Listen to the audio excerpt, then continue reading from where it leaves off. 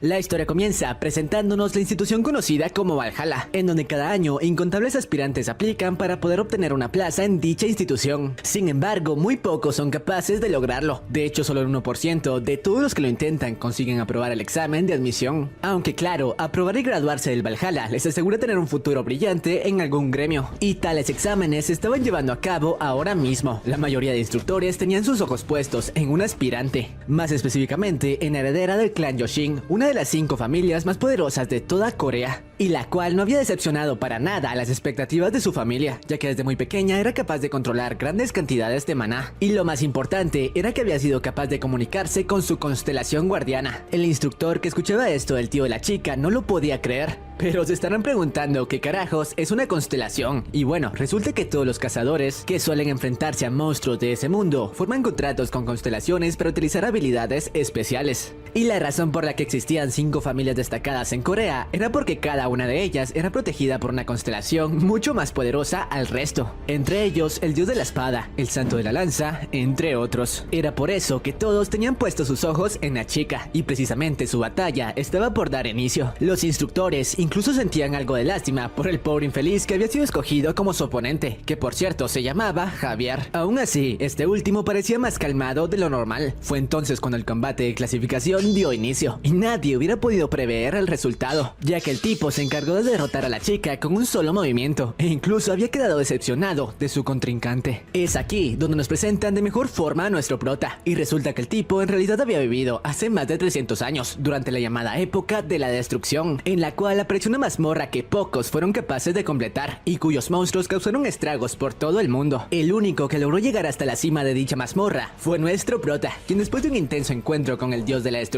y jefe de la mazmorra, logró obtener la victoria, aunque claro, a un costo muy elevado. Esto porque luego de vencer al tipo, la mazmorra comenzó a colapsar, y debido a toda la energía que había consumido en el encuentro, Javier no tuvo más fuerzas para escapar, por lo que lamentándose por haber tenido una vida del asco, terminó colgando los tenis. Por suerte, unos momentos después, el buen Javier regresó a la vida, aunque claro, lo extraño era que lo había hecho en el cuerpo de un joven de 17 años, y lo más sorprendente aún, 300 años después de lo ocurrido en la torre. Por suerte, los conocimientos de su vida pasada estaban intactos, y a pesar de no contar con demasiado maná, creyó que podría llevar una buena vida con ese cuerpo. Sin embargo, ante él apareció este mensaje: en 5 años, una torre de la destrucción aparecerá, por favor prepárese. Javier no lo podía creer, ¿qué carajos tenía el mundo contra él? Aún así, tenía una nueva oportunidad, y esta vez no la desperdiciaría. Seguido de esto, otro mensaje apareció: por favor, reclame sus armas y recuerdos en el tercer piso de la 5ª sala del Valhalla. Sí, esa era la razón por la que Javier había tomado las pruebas de ingreso a la academia, y ahora mismo se encontraba participando en las rondas finales del torneo de admisión. Toda la gente tenía sus ojos puestos en el forastero, capaz de derrotar a un miembro de las 5 familias más fuertes, pero ahora estaba por enfrentarse a un oponente más poderoso, el hijo mayor de la familia Oshun, conocido por poseer una enorme cantidad de fuerza bruta, y el cual, a pesar de haber escuchado rumores sobre Javier, no parecía tomarlo muy en serio, diciéndole que no harían falta más que 3 segundos para destrozarlo. Pero Javier estaba más que listo para enfrentarlo. Y sí, así comienza este webtoon, así que si te interesa la historia de este chico, quédate, ponte cómodo y trae las palomitas, porque te resumo, las constelaciones son mis discípulos.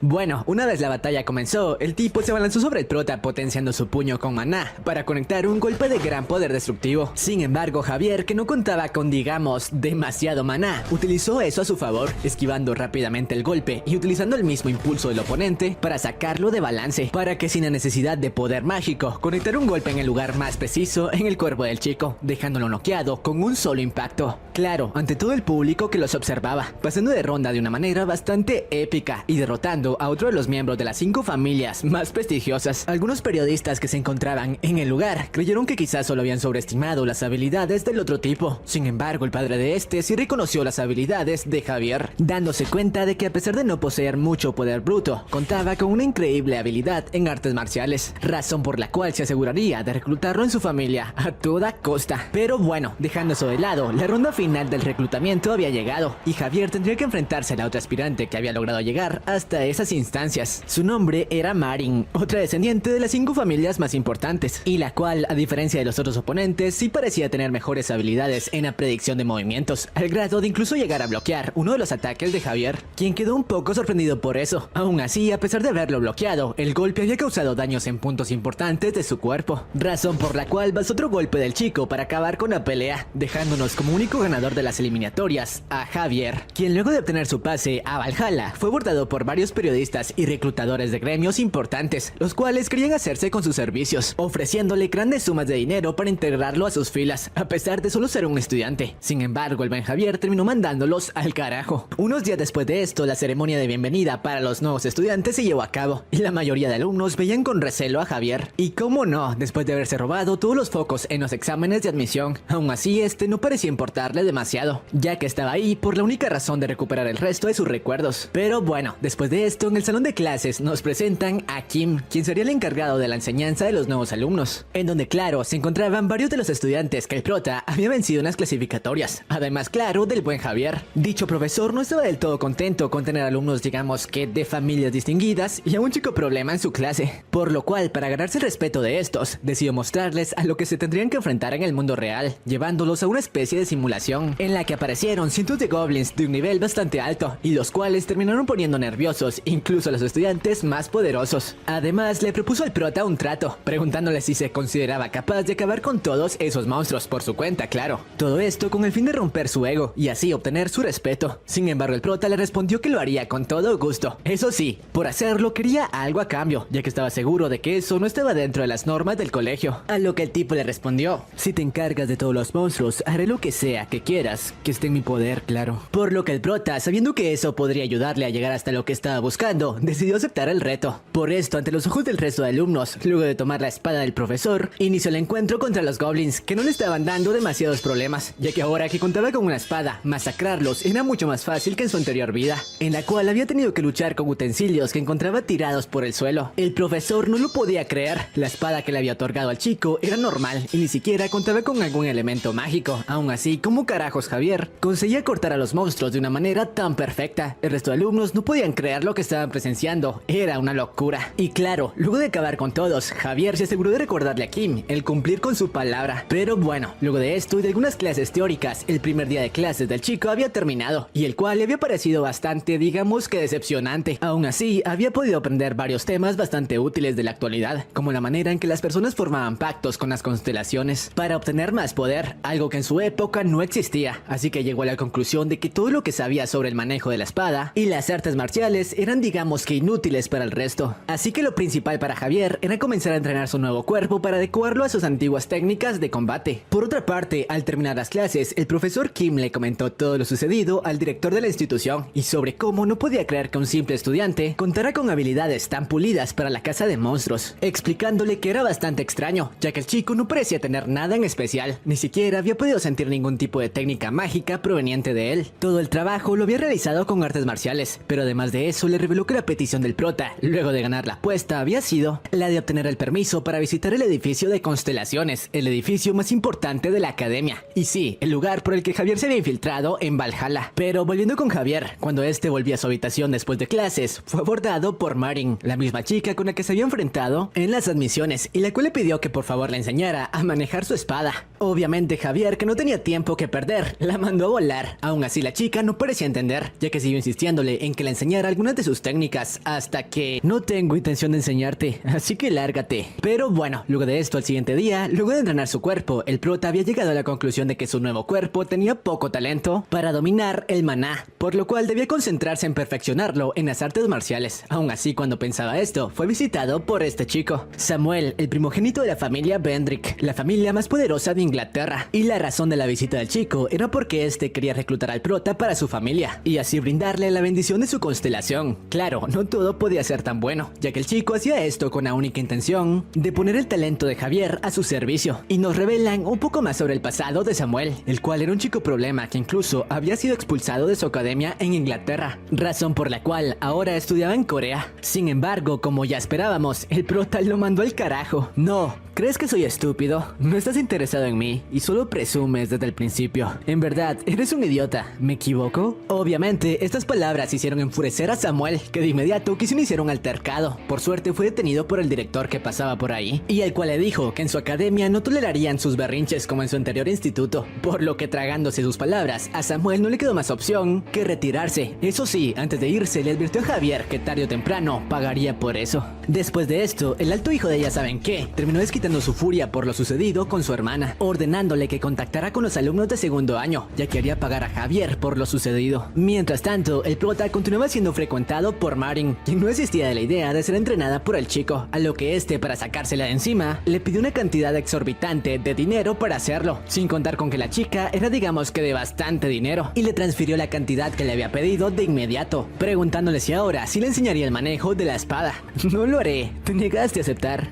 Sí, el prota se había salido por la tangente. La razón de esto era porque si la aceptaba como su discípula, tendría que revelarle algunos de sus secretos. Pero bueno, después de esto, por la noche, el prota se puso en marcha. Y si se preguntan ¿para qué? Pues bueno, para encontrar una de las bodegas que había escondido antes de perder la vida hace 30 años, y las cuales estaba seguro que se encontraban en las cercanías de Valhalla. Y una vez estuvo en los bosques, utilizó el poco maná con el que contaba ese cuerpo para encontrar rastros de magia que coincidieran con la suya. Por suerte, luego de un rato de hacerlo, fue capaz de dar con una de las bóvedas, la cual de inmediato comenzó a desenterrar, dándose cuenta de que la resistencia de ese cuerpo estaba muy por debajo de sus estándares. Y nos revelan la razón por la que había escondido esas bodegas. Se debía principalmente a que en la época de la destrucción no existía lugar para las riquezas, y las había ocultado para hacer uso de ellas cuando la batalla llegara a su fin. Pero bueno, luego de excavar durante toda la noche, el prota por fin fue capaz de llegar hasta su bodega, y al abrirla utilizando su maná se dio cuenta de que todo lo que había guardado en ella antes de perder la vida estaba intacto, por lo que el chico era exorbitantemente rico, y ahora que no debía preocuparse por el dinero, podría centrar toda su atención en la misión del sistema. Por cierto, en la bodega, Javier encontró una especie de piedras de almacenamiento de maná que había guardado hace tiempo, y las cuales le serían de mucha utilidad para fortalecer las reservas con las que contaba ese cuerpo. Pero bueno, luego de tomar algunas cosas, el prota asistió a clases con normalidad para no levantar sospechas, en donde de nuevo fue visitado por Marin. Esta vez el prota le preguntó el por qué no mejor le pedía ayuda a su padre, el líder de su clan. Quizá él podría mostrarle mejores técnicas. Sin embargo, cuando la chica estaba por responder, fueron interrumpidos por Kim, quien había llegado para llevar a Javier al edificio de constelaciones y así cumplir con su palabra. Aunque antes de irse, el prota de buena gente por fin aceptó ser el tutor de Marin. Pero bueno, una vez estuvieron en un lugar más privado, el profesor le explicó a Javier que su petición de entrar al edificio había sido aceptada. Eso sí, solo se le permitiría llegar hasta el primer piso, a lo que Javier, para no levantar sospechas, decidió aceptar, aunque claro, no tenía ningún interés en seguir las reglas. Después de esto, el profesor se encargó de llevar al prota hasta el lugar donde se situaba el tan famoso edificio de constelaciones, y el cual poseía una seguridad incluso mayor a la que rodeaba la academia. Sus paredes estaban impregnadas de hechizos bastante poderosos, haciendo que solo fuera posible acceder al lugar por medio de la puerta principal. Obviamente, una vez ahí, el profesor le explicó las consecuencias a las que se enfrentaría si acaso se le ocurría intentar llegar al segundo piso. Y claro, ser expulsado era algo seguro, pero además de eso, muy probablemente su cerebro explotaría al cruzar la puerta del segundo piso. Esto porque en ese lugar el maná se encontraba muy concentrado, lo que le causaría perder su memoria de inmediato. Pero bueno, una vez el prota estuvo dentro del edificio, obviamente iría no solo al segundo piso, sino hasta el tercero, no importándole ser expulsado, ya que esa era la principal razón por la que había entrado a Valhalla. Y una vez estuvo ahí, ante él apareció el mensaje: has cumplido con los requisitos, está siendo trasladado a la habitación. Seguido de esto, Javier de inmediato fue transportado al tercer piso, en el cual terminó encontrándose con el mismísimo dios de la destrucción, el causante de su anterior colgada de tenis, y el cual parecía estar muy contento de verlo de nuevo, cosa muy distinta a Javier, que lo recibió con un tremendo puñetazo al rostro. Estoy muy feliz de verte, escoria. Aunque a pesar de sus palabras, las acciones de Javier no parecían coincidir, ya que continuó acomodándole una tremenda paliza al otro tipo. Pero bueno, luego de que los aires se calmaran, Javier le preguntó a su viejo rival que qué carajos era ese lugar, a lo que el dios le respondió que en realidad esa habitación era una especie de espacio imaginario. De hecho, su cuerpo era solo una manifestación, ya que después de fallecer se había convertido en una de las tan famosas constelaciones, cosa que terminó de enfurecer al prota, ya que él no había sido tomado en cuenta para eso. Después de esto nos muestran como unos minutos después el prota abandonó el edificio de las constelaciones, haciéndole creer al buen King que no había roto ninguna regla, entre comillas claro, así que no había razón para expulsarlo. Pero nos muestran un poco más de lo que el prota había conversado con el dios, quien explicó que él no había tenido nada que ver con la notificación que Javier había recibido. De hecho, a él también le había llegado una de estas, en donde se le daba la misión de darle su arma al reencarnado, aunque no sabía muy bien quién estaba detrás de los mensajes. Eso sí, sospechaba de la persona que lo había convertido en dios de la destrucción. Lamentablemente no recordaba de quién se trataba, ya que algunos de sus recuerdos habían sido borrados, así que le dijo al prota que quizá él también había perdido algunos de sus recuerdos. Pero bueno, vamos al grano. El arma que el dios debía entregarle al prota no era otra que la mismísima espada que Javier solía portar en su vida pasada, y la cual se había convertido en la reliquia sagrada de esa constelación. Obviamente esto hizo enfurecer aún más al chico, ya que el que debería ser la constelación de esa arma no era el dios, sino él. Pero bueno, una vez cumplida la misión, regresamos al presente, en donde mientras el prota se preguntaba cuál debía ser su siguiente paso, ahora que había recuperado su espada y se había topado con su anterior enemigo, fue interceptado por varios alumnos de segundo año, los cuales no parecían haber llegado en muy buenos términos, ya que de inmediato comenzaron a provocar a Javier, alegándole que no debía creerse mucho por el hecho de quedar primero en las clasificatorias, y ahora ellos lo pondrían en su lugar. Sin embargo, antes de que los tipos tuvieran tiempo de actuar, Javier mandó volar a uno de ellos. Dejen de parlotear y vengan por mí, insectos. Gente, pequeña interrupción, aprovecho para decirles que si les está gustando este video, por favor se suscriban y me dejen su poderoso like y un comentario con la frase constelación, para que así YouTube nos recomiende un poco más y el canal pueda seguir creciendo.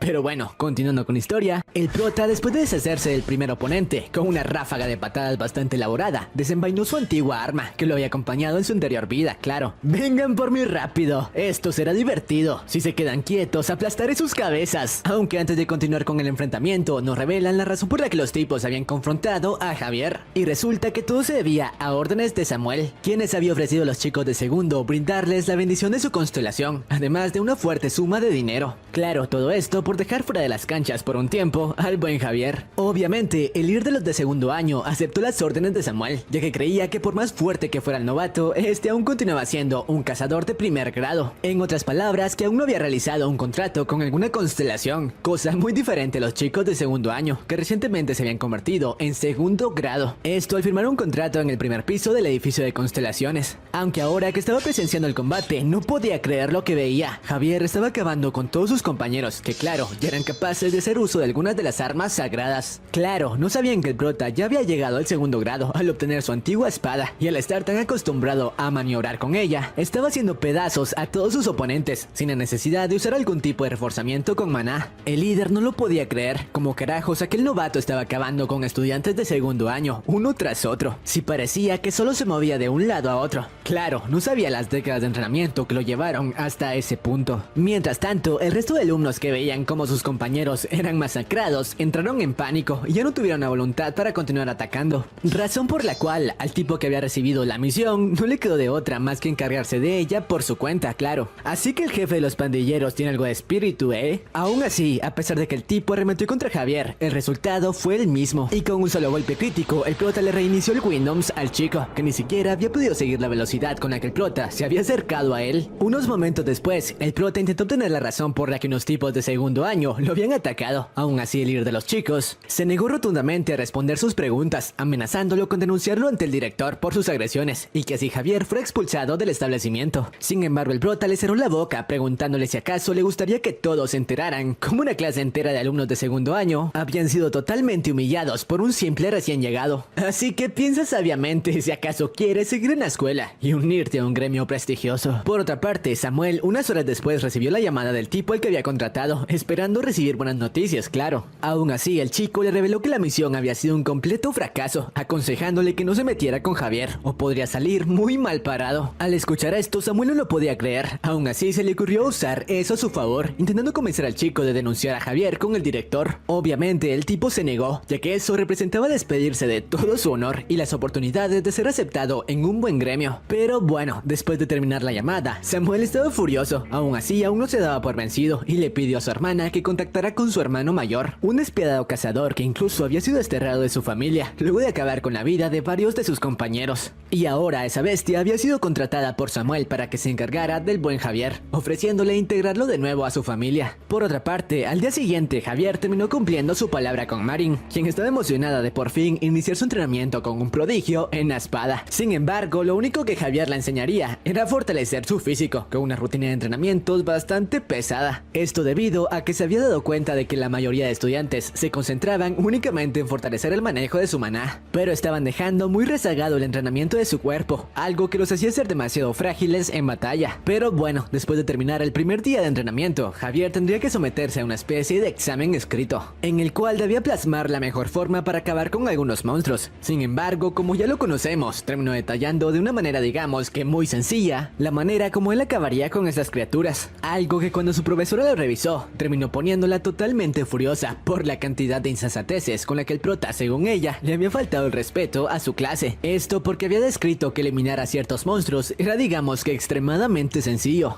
Poco después, vimos a la profesora en la sala de maestros visiblemente molesta. Entre todos los estudiantes, había uno que según ella, había cruzado todos los límites del sentido común, y eso la tenía completamente alterada. Mientras corregía los exámenes, otro profesor pasó por ahí con curiosidad por saber cómo habían rendido sus alumnos. Ella respondió que todos habían obtenido buenos resultados, tal como se esperaba de los mejores estudiantes de la academia. Aquello era una excelente noticia, y el profesor se marchaba satisfecho hasta que escuchó el nombre del protagonista. En ese instante, casi se atragantó con el café. La profesora estaba indignada por la respuesta de ese estudiante. Decidió que en la siguiente clase lo enfrentaría públicamente para dejarle claro que debía tomarse las evaluaciones en serio. Una semana después, ya en el aula y con todos los alumnos de pie, llamó al prota al frente y él avanzó con total tranquilidad, como si nada ocurriera. Su intención era confrontar sus respuestas delante de todos para demostrar lo absurdas que eran, pues según ella no existía ningún escenario en el mundo donde tuvieran sentido. Primero quiso confirmar si realmente había tomado el examen en serio y él aseguró que sí. Entonces comenzó a repasar las preguntas. Cuando le planteó cómo debía enfrentarse a un goblin, él había respondido que bastaba con golpearlo en el estómago. La clase quedó en silencio al recordarlo. Luego mencionó la pregunta sobre qué hacer si 8 goblins corrían hacia él, y su respuesta había sido enviarlos al infierno. La molestia de la profesora iba en aumento. Después recordó la pregunta sobre cómo lidiar con un monstruo de defensa extremadamente alta, a lo que él contestó que debía derrotarse con un golpe aún más fuerte, asegurando que un puñetazo sería suficiente. La profesora estaba al borde de perder la paciencia con aquel estudiante tan seguro de sí mismo, pero él confirmó todas esas respuestas frente a todos. Entonces decidió hacerlo quedar en evidencia, activando la sala de simulación para demostrar que en la práctica aquello no funcionaría. Apareció un goblin de piedra con defensa extremadamente alta. Ella le indicó que demostrara cómo su respuesta podía ser correcta. En ningún momento el protagonista mostró nerviosismo, lo cual resultaba sospechoso. Dejó el examen sobre el escritorio con total calma, tomó una espada y caminó hacia el goblin sin ninguna prisa. La profesora sabía que él había derrotado 120 goblins en la clase de otro profesor, pero enfrentarse a un goblin de piedra con defensa súper elevada era algo completamente distinto. Cuando comenzó el combate, estaba convencida de que el chico finalmente comprendería la realidad. Sin embargo, el protagonista simplemente lanzó la espada directo al estómago del goblin de piedra. El impacto fue tan preciso que la criatura se quebró por completo y quedó derrotada al instante. Tal como había dicho, el golpe en el estómago resolvía casi todo. La clase volvió a quedar impresionada, todos excepto Aran, que ya empezaba a entender mejor los secretos del misterioso estudiante. La profesora, incapaz de comprender lo ocurrido, quiso saber cómo lo había hecho. Respondió que solo se trataba de golpear el estómago, sin ningún truco oculto. Eso casi te desquició, pero aún así continuó con la siguiente prueba. Ahora debía demostrar cómo enfrentaría a 8 goblins furiosos que se aproximaban. Incluso cuestionó si aquello realmente debía considerarse un desafío. La simulación cambió y apareció una cueva. 3 goblins lo detectaron primero. La prueba consistía en utilizar estrategia para impedir que esos 3 alertaran a los demás, pero antes de que la profesora pudiera siquiera analizar la situación, el protagonista ya había actuado. Derribó al primero con rapidez, utilizó el cuerpo para obstaculizar al segundo y atravesó al tercero sin darle oportunidad de reaccionar. No permitió que ninguno pudiera convocar al resto. Así fue como la profesora comprendió que, por absurdas que parecieran, todas sus respuestas eran correctas. En los días siguientes, Aram intentó sobrevivir al entrenamiento físico antes de iniciar las prácticas de esgrima. Al final de cada sesión, apenas podía mantenerse en pie. El protagonista también se fatigaba con el mismo entrenamiento, pero era evidente que la preparación de Aram no se acercaba ni remotamente a la suya. Cuando él le preguntó cómo enfrentaría a los monstruos de clase, ella explicó que recurriría al poder de las constelaciones. Tal como él sospechaba, muchos ignoraban el fortalecimiento físico y dependían por completo de ese poder externo para cualquier batalla. No era que la estuviera en contra de usarlo, pero se preguntaba qué sucedería si entraran en una mazmorra con restricciones mágicas, o si en un combate prolongado agotaban todo su maná. ¿Cómo reaccionarían a una emergencia real? Para él, la verdadera fuerza debía existir en la persona misma. El poder externo solo debía utilizarse como apoyo. Le preguntó entonces si consideraba que el entrenamiento de resistencia era una pérdida de tiempo. Aran respondió que no, que estaba de acuerdo con sus enseñanzas, aunque solo entrenaba de esa manera, porque le había prometido enseñarle esgrima después. Eso significaba que todavía no había aceptado por completo su filosofía. Él le ofreció continuar con el entrenamiento del día, pero Aram ya no podía más y se retiró antes de colapsar. Para el protagonista, la base de todo era un físico poderoso y después el control de maná, por eso insistía tanto en esa etapa inicial. Cerca de él entrenaba al estudiante al que había derrotado anteriormente. El chico grande nunca dejaba de perfeccionar su cuerpo, incluso siendo considerado el mejor físicamente. Entrenaba cada mañana sin descanso. Cuando el grandulón se marchó, el protagonista reconoció que su verdadera fuerza residía en su determinación. Aram, en cambio, destacaba por su percepción y su visión de combate. Tras mucho entrenamiento, el protagonista consultó el sistema sobre su misión. Bajó al sótano, tomó su arma verdadera y dejó una réplica en su lugar. El siguiente paso era dirigirse a una casa en el bosque de Valhalla para recuperar otro objeto valioso. Si no fuera por el sistema, no estaría en una escuela, estaría disfrutando los lujos de una vida normal que jamás tuvo.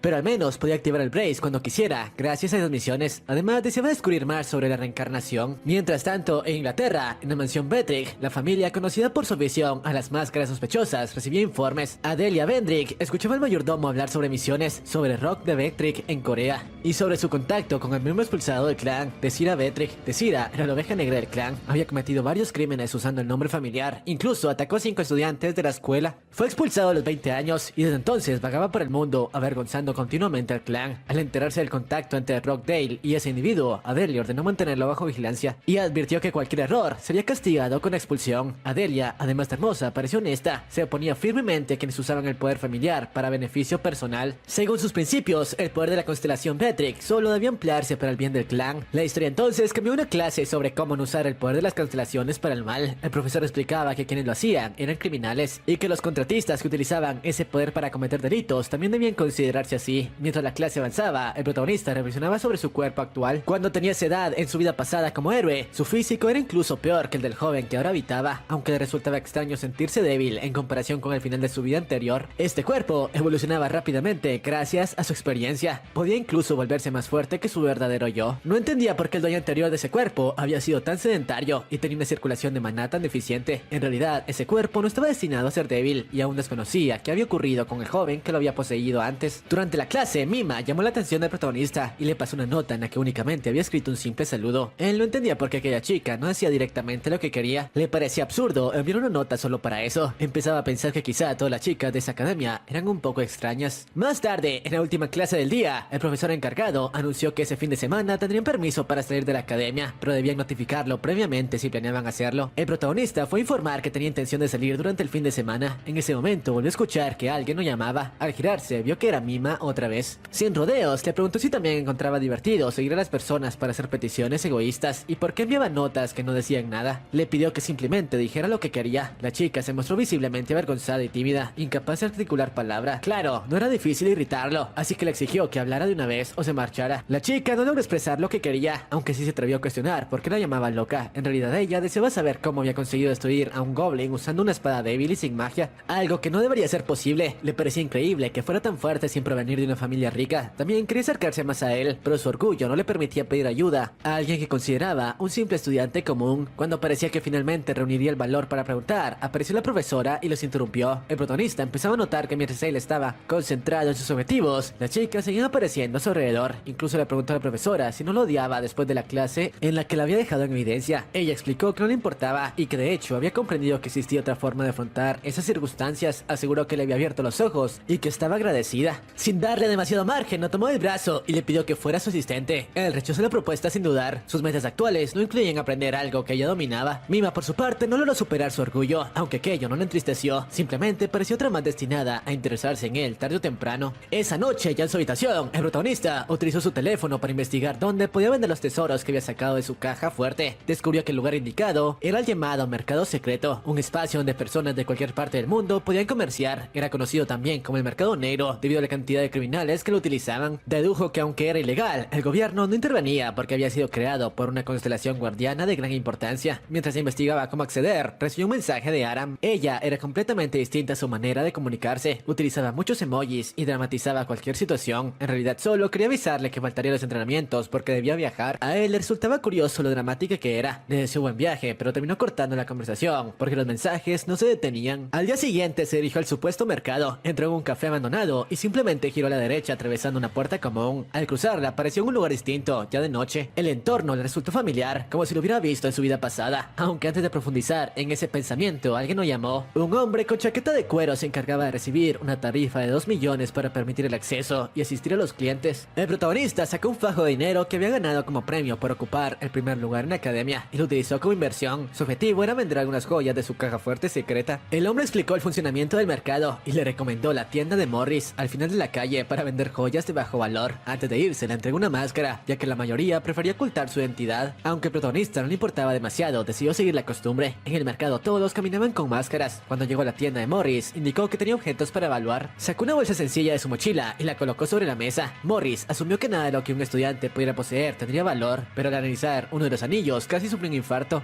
Se trataba de un artefacto de la era de la destrucción, algo extremadamente raro. Revisó cada pieza y confirmó que todos eran relicarios antiguos. El protagonista quería saber el valor, mientras Morris se preguntaba cómo un chico así poseía objetos semejantes. No podía dar una cifra exacta en ese momento y se disculpó.